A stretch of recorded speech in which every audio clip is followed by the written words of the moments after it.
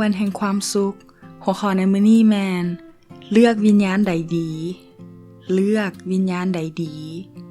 ใน2 ติโมธีบทที่1ข้อ7ทรงกล่าวว่าเพราะว่าพระเจ้าบ่ได้ทรงประทานใจอันย่านกลัวให้แก่เฮา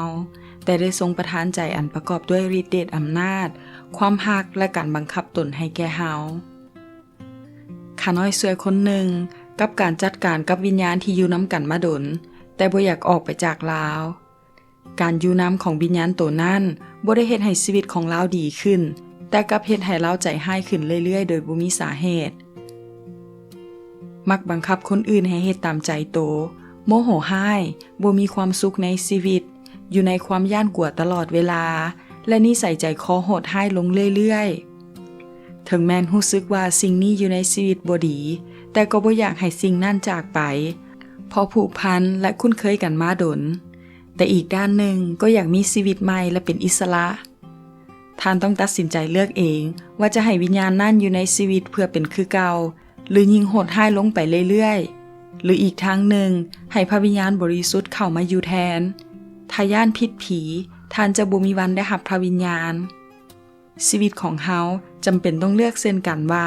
จะให้โอกาสผู้ใดเข้ามาครอบครองและอาศัยอยู่อย่าให้โอกาสแก่มารถ้าให้แล้วมันจะนำความโหดร้ายมาสู่ชีวิตเพราะจุดประสงค์ของมันคือเพื่อลักฆ่าและทำลายบางคนก็เป็นโจรคือกันบางคนเว้าคือมันคือมีคำโหดร้ายออกจากปากนิสัยของมารมักจะทำให้ตนเองและคนอื่นได้ง่ายๆจงไล่มารร้ายออกไปเสีย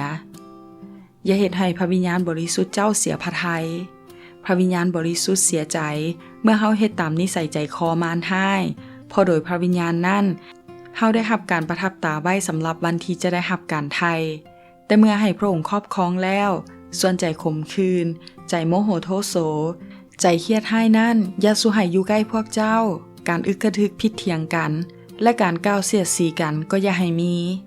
จงหลีกเว้นจากการปองร้ายทุกรูปแบบแต่จงมีใจเมตตาและเอ็นดูต่อกันจงยกโทษให้กันและกันเหมือนดังที่พระเจ้าได้ยกโทษให้พวกเจ้าในพระคริสต์นั่นวันนี้ท่านจะให้ผีคุ้มครองหรือให้พระวิญญาณบริสุทธิ์ครอบครองชีวิต